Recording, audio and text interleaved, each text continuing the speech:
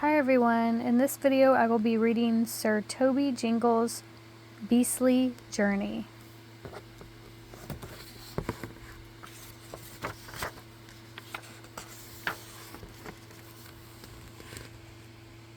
Sir Toby Jingle was a knight who had done every brave thing from jabbing giants to trouncing trolls. Year after year, ghastly creatures would slink out of Grimhast Forest and terrorize the peaceful villagers, and year after year, Sir Toby would send them howling and limping back. In time, the creatures came to think he had magical powers.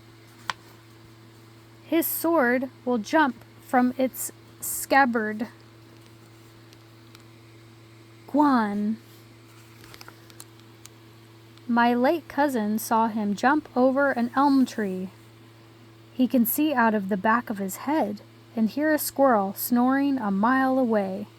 Gee, true fact. If he touches a hair on your head, you'll turn to stone. Wow, this stone might have been a wolf once.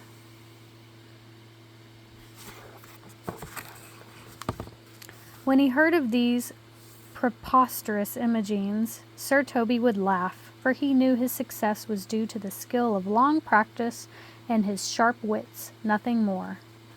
No magic, folks, just a bit of practice and using one's head. I think it's magic.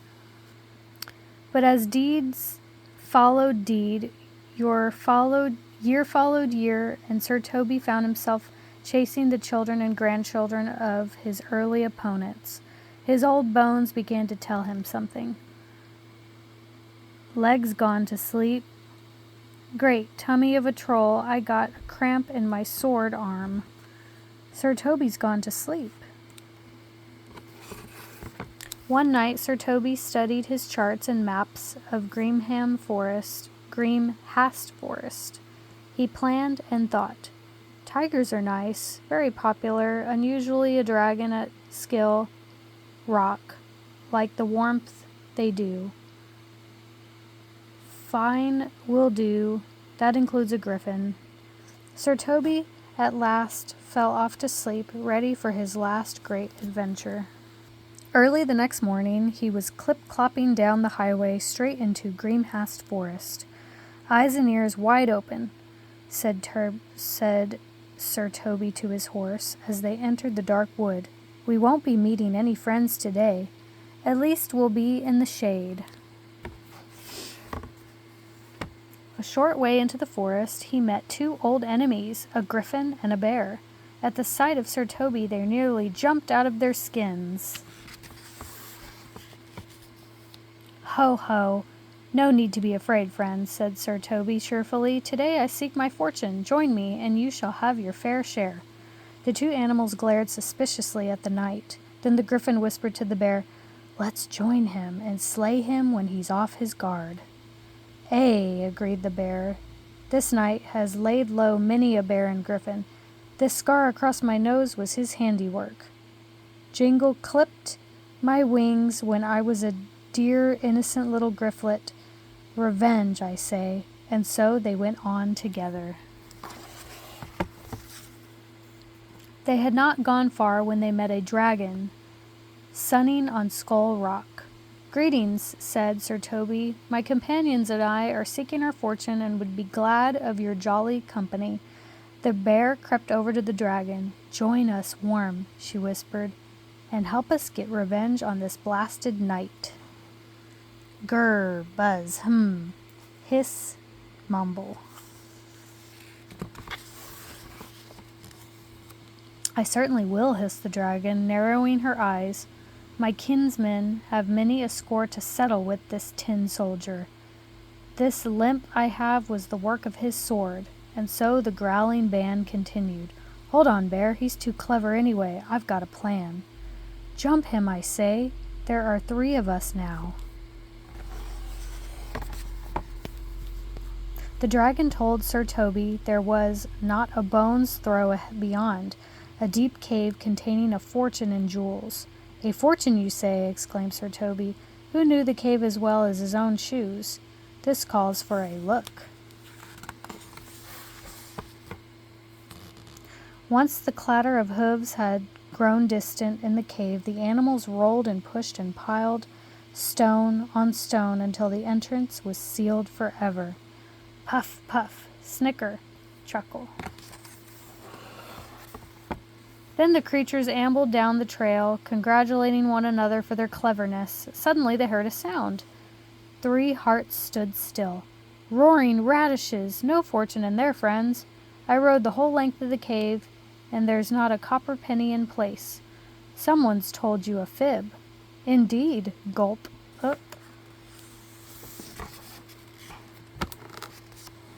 My, Sir Toby added as they traveled on. You are an eager lot, getting ahead of me like this, but your enthusiasm shall not go unrewarded. I can tell you that.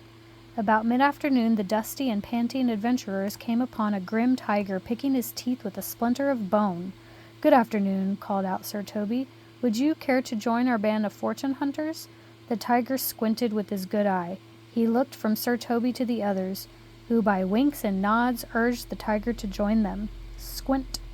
The more the merrier. Wink, wink. Nod. Oops.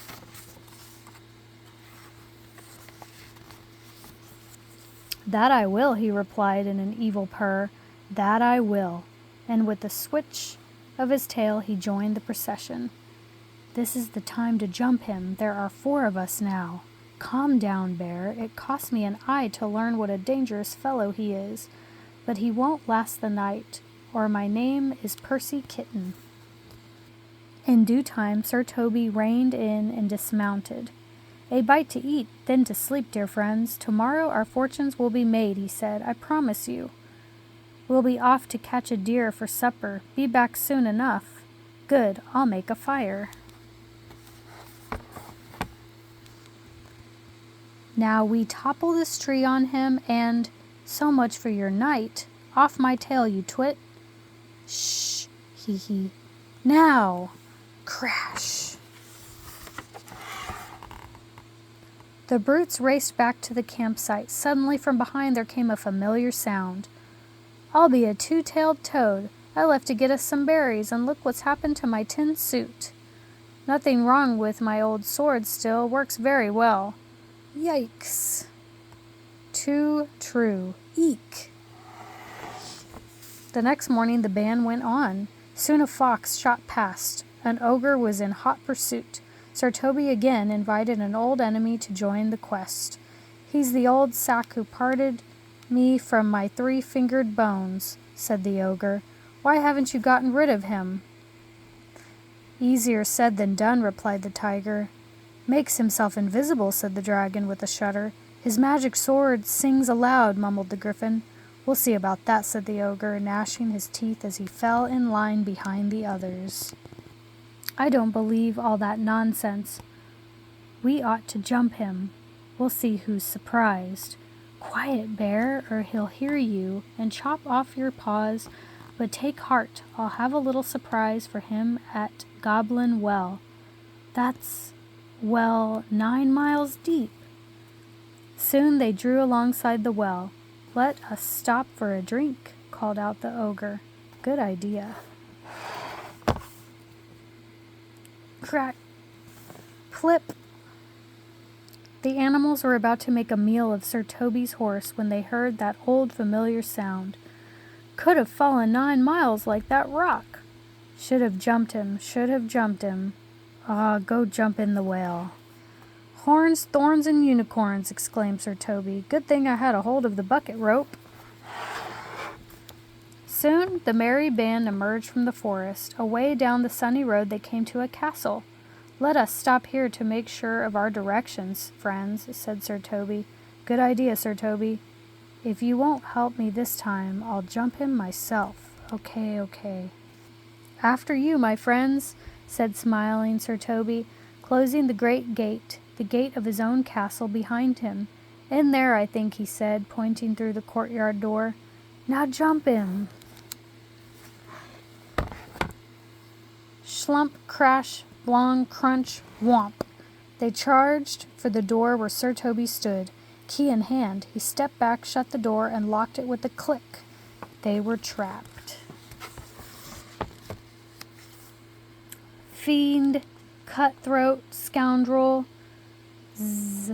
We should have let him be.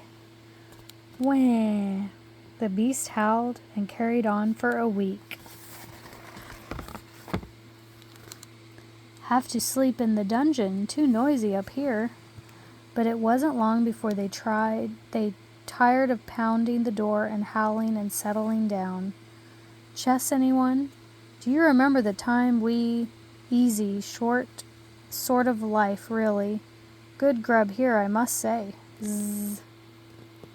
And so it was the fortune of Sir Toby Jingle was made as people flocked from miles around to see, at only a penny, mind you, the finest zoo in the land.